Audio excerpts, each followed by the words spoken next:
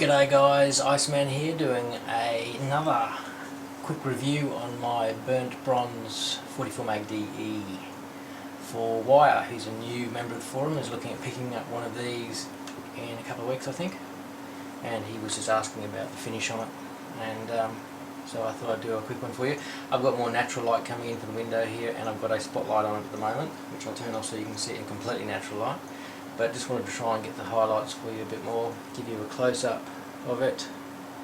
It's really a deep, almost gold, deep gold colour, deep bronzy coloured, metallic, flecky to a certain degree. I'll just clear this out for you quickly just to show you that it is clear, and try and get it up close for you so you can see the colour and try and get some highlights for you. So I'll turn the spotlight off and it'll go back to natural daylight, and you can see that's it out. I know that some people have said, oh, it looks a bit brown online. Well, it does in the factory photos. They almost look browny in colour, but it's not brown in my opinion anyway. It's a bronze. It's got a real sheen to it, like a sheen.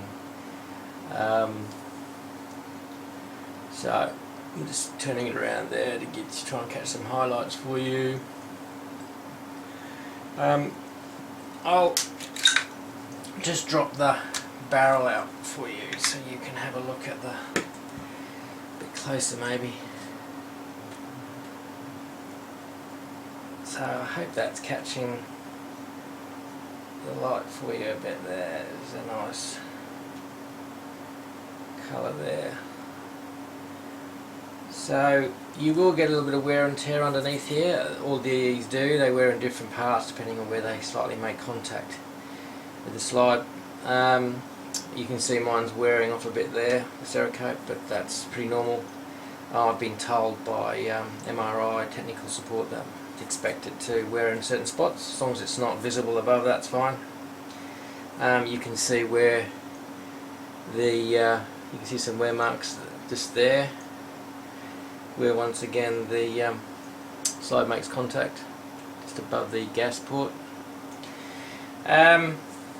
While I've got this taken down, I thought I'd quickly just address the safety issue on this, because that was another topic brought up in one of the posts.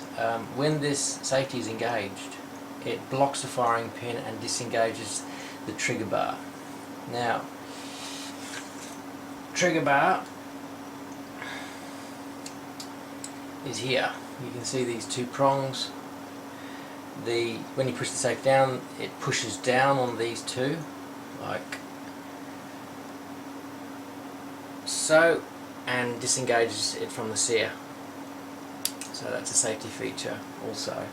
It's also an inertia firing pin, so it's like, as Tin Man has pointed out, so essentially it does not make contact past the bolt face when it's in battery with the hammer down. So we'll put this puppy back together again, which is always fun. Sometimes you get it first time, sometimes you don't.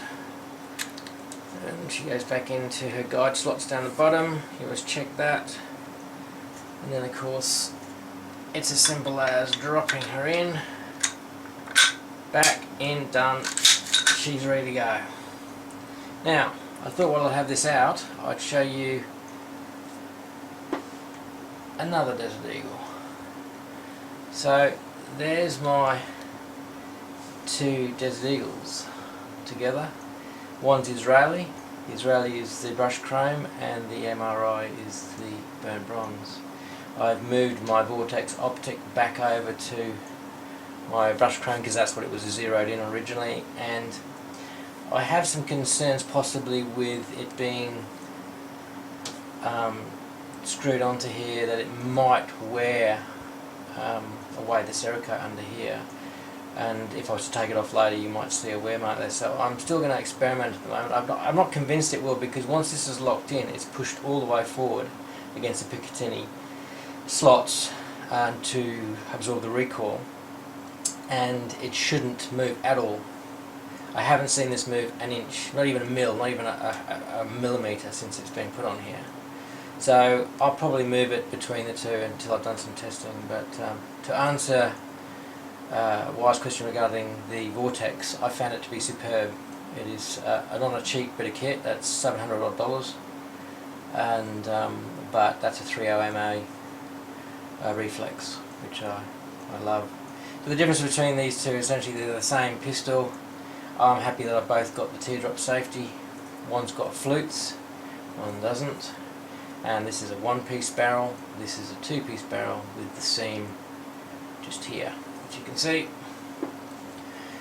And let's clear that one out for you, there you go. And you can see the seam there, you can see the line running around the barrel there where the two pieces are joined together, and our in-house resident tester, VIP, has had that in pieces, and if you watch his video you'll see how it's taken apart. So essentially that is a brushed chrome Israeli Desert Eagle in 44 mag, and that is a 44 mag in brushed chrome, and if you put the two together you have two 44 Magnum Desert Eagles. And worth in my country, this is about $6,000 worth of platforms. This one with the optic on it would be worth is about $3.5 to $3.7, and this was $2,200, so getting close up there near $6 grand, $5.5, $6 grand. I know in the US you can probably get these for half that price, but we're not in the US. Can't have the 50A here in this country without special license, and it's really only for collectors. So you don't often see a 50A ever in this country, and even seeing these in this country is rare. You may see one of these a year if you're lucky. So whenever I'm down the range, everybody wants to come and have a watch because they're still classified as an iconic pistol, and people love to come and have a gawk because they're an impressive platform. So look, I hope that was of some use to you, Wyatt. I hope that I was able to capture the colour a bit better for you, and I hope you thoroughly enjoy yours when you get it, because it really is truly a unique colour, and I'm hoping they don't make too many of them. It is supposedly a limited run. So I do like the new one, the stainless with the integrated brake. I was thinking of getting one of these Magna ported, but I've decided against it.